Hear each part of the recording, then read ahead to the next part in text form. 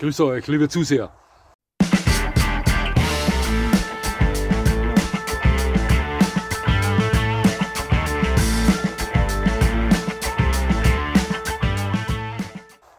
Nochmal herzlichst willkommen, liebe Zuseher, hier auf meinem Kanal. Ich freue mich sehr, dass Sie da sind. Ja, heute mal wieder von außerhalb. Wir haben tolles Wetter, plus 7 Grad, absolut kein Wind, also optimal. Es geht hier heute um Hundefreilaufzonen, ein ganz heikles Thema. Und ich habe die Kommentarfunktion für dieses Video wieder freigeschalten, aktiviert. Weshalb, das möchte ich Ihnen am Schluss des Videos dann erzählen.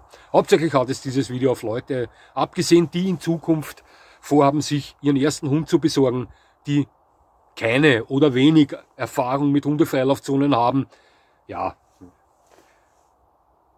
Hundefreilaufzonen sind generell ja was ganz Tolles. Unsere Hunde können neue Bekanntschaften machen, können spielen, sich austoben. Auch wir Hundebesitzer lernen neue Leute kennen, erzählen uns spannende Geschichten über unsere Hunde oder tauschen Infos aus.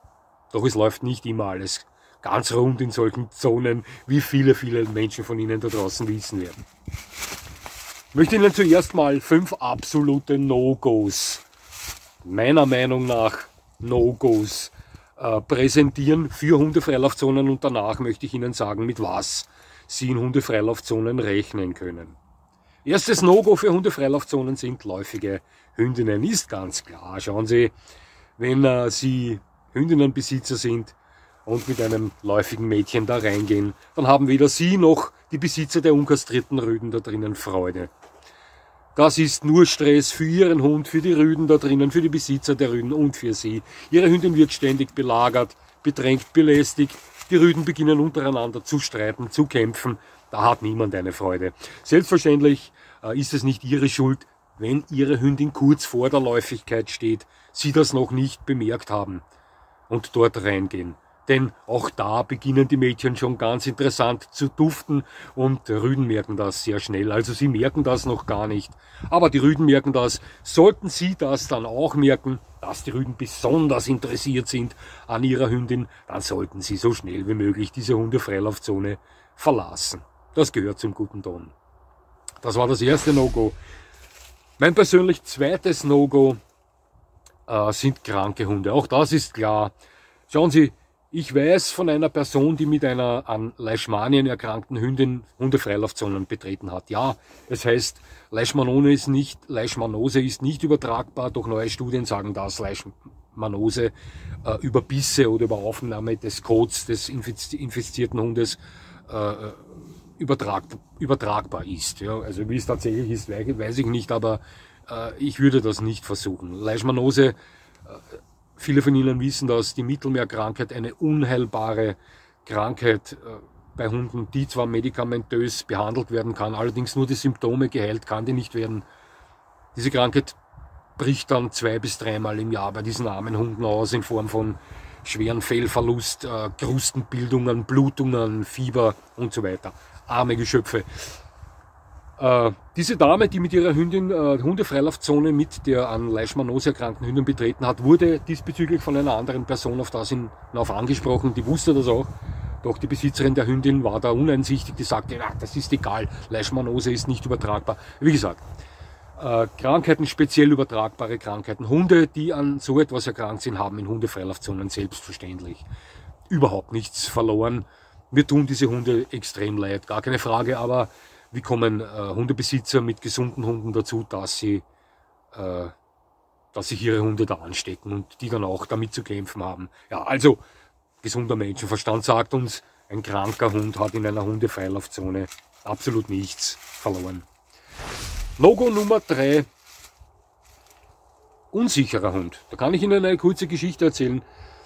Liebe Zuseher, machen Sie den Fehler nicht, mit einem zu unsicheren Hund eine Hundefreilaufzone zu betreten.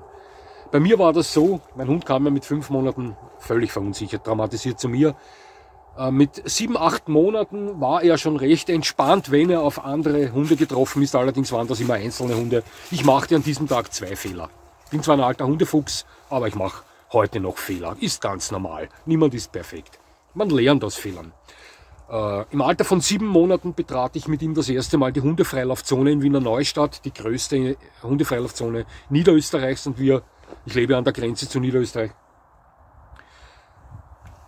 Und als ich dort eingetreten bin, machte ich gleich den zweiten Fehler, denn ich nahm ihn von der Leine. Was geschah, war Folgendes: Es schossen sofort 4 Hunde auf uns zu, 4 fremde Hunde, selbstverständlich, die kannte er nicht. Die drängten sich zwischen mir und meinem Hund, also die drängten ihn von mir ab. Somit stellte ich keine Rettungsinsel mehr für ihn dar. Er war völlig verunsichert, ich hatte auch nicht mit so vielen Hunden gerechnet, ja, naiv. So sah er sein Heil nur mehr in der Flucht. Er trat die Flucht an und die 4 Hunde waren natürlich übermotiviert. Da entwickelte sich eine Jagd. Mein Hund war die Beute und die 4 Hunde waren die Jäger. Ich versuchte ihn natürlich so schnell wie möglich wieder zu sichern. Das gelang mir auch. Nahm ihn zu mir, beruhigte ihn und verließ diese Hundefreilaufzone dann. Erkannte recht schnell, dass das noch viel zu früh war. Mit einem zu unsicheren Hund eine Hundefreilaufzone zu betreten, das kann ein dramatisches Erlebnis für einen Hund sein, mehr oder weniger. Schauen Sie, Sie müssen beim Eintritt in eine Hundefreilaufzone damit rechnen, dass Sie sofort mal von mehreren Hunden belagert werden. Das ist so gang und gäbe dort. Niemand ruft dort seine Hunde zu sich, wenn da wer neuer eintritt. Also in den seltensten Fällen ist das so. Ich möchte Sie warnen, wenn Ihr Hund noch zu unsicher ist bei Begegnungen mit fremden Hunden, solche Freilaufzonen aufzusuchen. Denn das kann oftmals mehr schaden, als es gut ist. Erst wenn Sie sich sicher sind, dass der Hund eine gewisse Nervenfestigkeit vorweist bei Begegnungen mit fremden Hunden, auch wenn es mehrere sind, dann können Sie mit gutem Gewissen dort reingehen. Also, drittes No-Go für mich: Eintritt in eine Hundefreilaufzone mit einem zu unsicheren Hund. Würde ich nicht empfehlen. Viertes No-Go: Eintritt in eine Hundefreilaufzone mit einem zu dominanten Hund. Ich habe jetzt meinen 4. Hund und mit 2 davon hätte ich niemals eine Hundefreilaufzone, als sie erwachsen waren, betreten können. Der erste war mein Attila, der American Pitbull Terrier. Der hätte da drinnen gewütet. Und der zweite ist mein jetziger, der Vito, denn auch der entwickelt sich schon zu einem Alpha-Rüden. Da gibt's nicht mehr viel Herumspielen und nicht mehr viel Akzeptanz anderen Rüden gegenüber. Er hat ein etwas verkümmertes Sozialverhalten anderen Männchen, sowohl kastrierten und klarerweise auch unkastrierten Rüden gegenüber, oftmals auch gegenüber kastrierten Hündinnen. Das bedeutet, ich habe in einer Hundefreilaufzone mit ihm nichts verloren. Weshalb? Ja, weil ich nicht für Probleme sorgen möchte. Schauen Sie, Leute, die sich da drinnen aufhalten, die gehen davon aus, dass diese Hunde, welche da drin herumlaufen, verträglich sind. Wenn Sie mal bei Hundefreilaufzonen vorbeigegangen sind, wenn Sie noch keinen Hund hatten und da rein sind, werden Sie sehen, dass die meisten Hunde untereinander spielen oder miteinander spielen, sich gegenseitig jagen und so weiter. Andere liegen irgendwo daneben, sehen sich die Situation an, die Action und ruhen sich aus, aber selten sehen Sie da drinnen einen Hund, der auf jeden und alle drauf fährt. Ja. Wenn Sie im Besitz eines zu dominanten Hundes sind, das merken Sie ja sofort, ja, ob das Sozialverhalten bei Ihrem Hund im Bereich des Normalen ist oder ob das in eine gewisse Art und Weise ins Extreme abrutscht. Wenn Sie einen zu dominanten Hund haben, haben Sie in einer Hundefreilaufzone, haben Sie dort nichts verloren. Ja, also ich möchte Ihnen kurz eine Geschichte erzählen. Ich war mit Vito, da war er dann etwa 8 Monate alt, in einer anderen Hundefreilaufzone drin, und als ich dort reingekommen bin, ich sah eine Person drinnen mit einem Rottweiler. Als ich dort eingetreten bin, ich rechnete damit, dass dieser Hund freundlich ist oder verträglich ist, stürmte dieser Rüde auf uns zu, überrumpelte meinen 8 Monate alten Junghund und gab ihm zu verstehen, ich bin hier der Chef, aber auf etwas heftige Art und Weise. Das gefiel mir nicht, klarerweise, und ich sagte zu dem Besitzer, gefällt dir das? Er meinte dann, ich kann mich genau erinnern, ich soll das nicht so ernst nehmen. Sein Hund macht das immer, der zeigt jedem hier, wer der Boss ist. Aber das war's schon wieder, sagte ich zu ihm, sehr froh, dass ich mit meinem vorigen Hund hier nicht eingetreten bin, denn sonst wäre dein Hund die längste Zeit am Chefsessel gesessen. Er erwiderte dann wieder, ich soll nicht so sensibel sein, und jetzt verzeihen Sie mir, aber ich wurde zornig und sagte zu ihm, na gut, dann pass auf, das nächste Mal, wenn ich in einem Lokal sitze und du trittst dort ein, begrüße ich dich mit einer Glasharten aufs Maul. Dann darfst du aber auch nicht sensibel sein. Dann war er etwas beleidigt auf mich, Und ich ging dann dort wieder raus. Ja, ich war zornig, denn ich verstand seine Einstellung nicht. Wenn da drinnen ein Rüde in dominanter Art und Weise zu meinem heranwachsenden Rüden herkommt und ihm in normaler Art und Weise zu verstehen gibt, hör zu, ich bin der Ältere, ich bin stärker, ich bin erfahrener, du hast dich zu unterwerfen, habe ich damit kein Problem. Aber das war völlig eine andere Geschichte. Das war ein Heranstürmen, ein Niederrempeln, ein Ich bin der Chef und du hast nichts zu sagen. Und das habe ich nicht akzeptiert, würde ich auch nie akzeptieren, ist mein gutes Recht. Und deswegen, ja. Also, wenn Sie einen zu dominanten Hund haben, würde ich sagen, das ist ein absolutes No-Go. Haben Sie in einer Hundefreilaufzone nichts verloren. Deswegen gehe ich auch mit meinem Hund dort nicht rein, um niemanden zu belästigen. Und mit Attila hätte ich dort auch nicht reingekonnt, denn vielleicht kennen Sie den Film Leichenpflastern seinen Weg. Ja, na, das ist ein bisschen übertrieben, aber so ähnlich wäre das gewesen. 5. No-Go, absolutes No-Go, Kleinkinder in der Hundefreilaufzone. Doch, das gibt's in Eisenstadt. Meine Frau hatte einen Termin, wir fuhren dort mit dem Auto hin. Dort ist eine Hundefreilaufzone relativ groß. Und als meine Frau den Termin wahrnahm, begab ich mich mit meinem Hund in diese Hundefreilaufzone oder in Richtung dieser Hundefreilaufzone. Und als ich dort angekommen bin, das waren etwa 10 Minuten Fußweg von meinem Auto entfernt, dachte ich, ich spinne. Ich sah da rein und glaubte, das ist ein Kinderspielplatz. Da standen 3 Mütter drin und es liefen 4 Kleinkinder herum, im Alter zwischen 2 und 3 Jahren, schätze ich mal. Ich glaube, da sind wir uns alle einig. Schauen Sie, ich liebe Kinder, ich bin ein Großvater, aber Kleinkinder haben eine Hundefreilaufzone absolut nichts verloren. Genauso wenig wie Hunde auf Kinderspielplätzen etwas verloren haben. Und seien es einen halben Kilo schwere Chihuahuas. Die haben dort nichts verloren. Sie wissen, wie Kinder sind. Die rutschen, die schaukeln, die laufen, die stolpern, fallen auf einen Hund drauf. Unfall. Die bleiben vor einem Hund stehen, sehen ihn an, sprinten schnell weg. Jagdtrieb wird geweckt. Kann alles passieren, der Hund kaut auf einem Stecken herum. Dem Kind fällt ein, er muss ihm jetzt im Stecken schnell wegnehmen. Der Hund rechnet nicht damit. Unfall. Ein Hund hat auf einem Kinderspielplatz überhaupt nichts verloren. Da sollten wir uns alle einer Meinung sein. Und genauso wenig haben Kleinkinder in einer Hundefreilaufzone etwas verloren. Da laufen große Raubtiere drinnen herum. Die toben sich aus. Die stehen unter Adrenalin. Die geben da drinnen Vollgas. Da haben Kleinkinder, die noch nicht wissen, wie der Hase läuft, absolut nichts verloren. Ich verstehe solche Mütter überhaupt nicht. Also von gesundem Menschenverstand kann man hier nicht reden. Ich glaube, da werden auch Sie mir zustimmen. Das sind 5 No-Gos gewesen, ja, von mir persönlich, die Ihnen vielleicht etwas richtungsweisend ja, hilfreich sein können. Ja.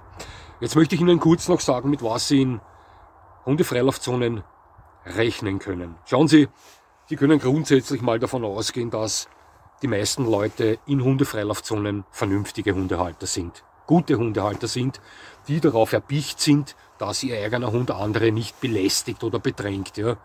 Sie lassen die Hunde spielen, aber sobald sie sehen, der Hund wird zu aufdringlich oder zu lästig anderen Leuten gegenüber und so weiter, dann werden die meisten Leute in so Zonen ihre Hunde dann zu sich rufen und sie davon abhalten. Also davon können Sie ausgehen, dass das zumeist so ist. Aber sehr oft gibt es auch Hundefreilaufzonen, wo sich Stammgäste einfinden. Ja, eine eingeschworene Partie, die sich dort täglich um dieselbe Uhrzeit trifft. Das können bis zu 10 Leute mit ihren Hunden sein. Und da kommt es dann oftmals vor, dass diese Leute der Meinung sind, jetzt das Monopol über diese Zone zu haben und jeder Neue, der da reinkommt, sich ihren Regeln beugen muss. Doch, liebe Zuseher, so ist das selbstverständlich nicht. Und speziell bei Leuten wie mir hätten die, auf gut Wienerisch gesagt, die Gurke. Ja, also ich würde Ihnen schon sagen, wer sich da an welche Regeln halten muss. Aber es ist oftmals so. Glauben Sie mir das. Auch gibt es oftmals Leute da drinnen, die sich einen Dreck darum scheren, was ihr Hund macht. Für die ist eine Hundefreilaufzone eine Anarchiezone, also eine gesetzlose Zone, wo der Hund machen darf, was er will. Doch auch das ist nicht so. Als ich mit meinem Shiro, mit meinem Tosaino in einer Hundefreilaufzone war, im 22. Bezirk, war Shiro etwa 6 Monate alt, aber extrem nervenfest.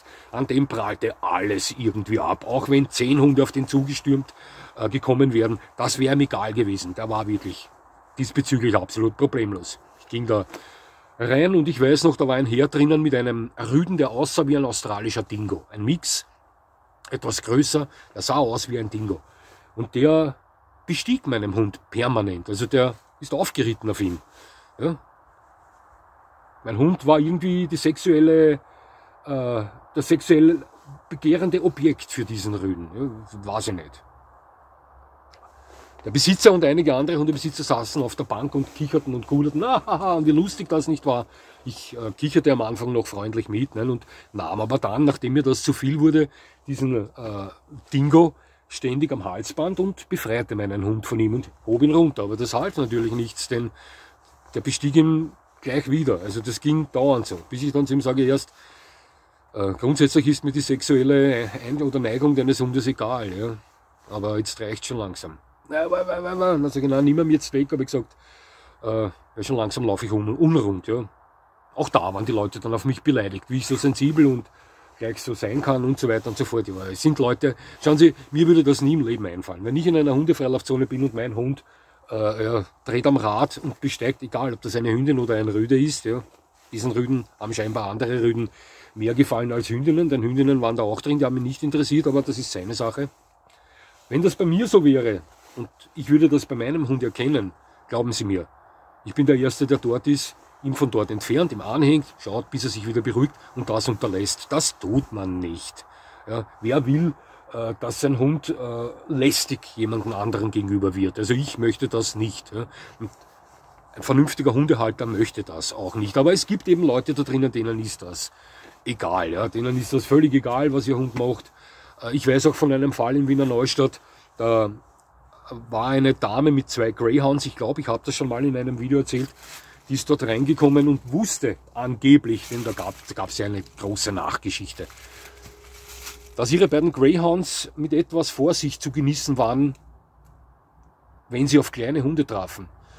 Was damals geschah, war Folgendes: Sie betrat diese Hundefreilaufzone, diese große Neustadt, wo ich auch schon war, mit diesen beiden Greyhounds, nahm die von der Leine und etwa 20, 30 Meter Luftlinie entfernt spielte ein kleiner Malteser oder Yorkshire Terrier, ich weiß nicht mehr genau, spielte dort. Einer dieser Greyhounds schoss auf diesen kleinen Hund zu, parkte ihn, verschwand mit ihm im Waldstück. Dort gibt es ein großes Waldstück. Ja, der war weg. Die Leute suchten ihn, der Greyhound kam ohne diesen Hund zurück.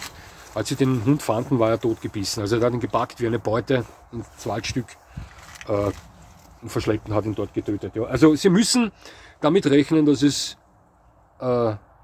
Leute in Hundefreilaufzonen gibt, ja, die sie nicht ganz verstehen, ja, denen gesunder Menschenverstand ein Fremdwort ist. Aber generell, sage ich mal, ist es so, dass sie dort zumeist vernünftige Hundehalter antreffen werden. Ja.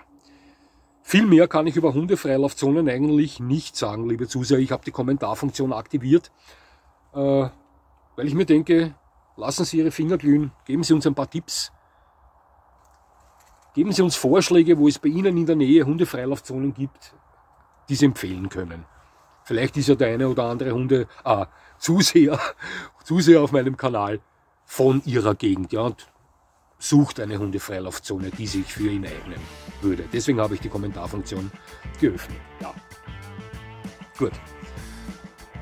Es hat mich sehr gefreut, dass Sie mir zugesehen haben. Selbstverständlich würde ich mich freuen, wenn Sie mir weiterhin zusehen. Und jetzt gehe ich wieder nach Hause. Das war's schon wieder. Bis zum nächsten Mal.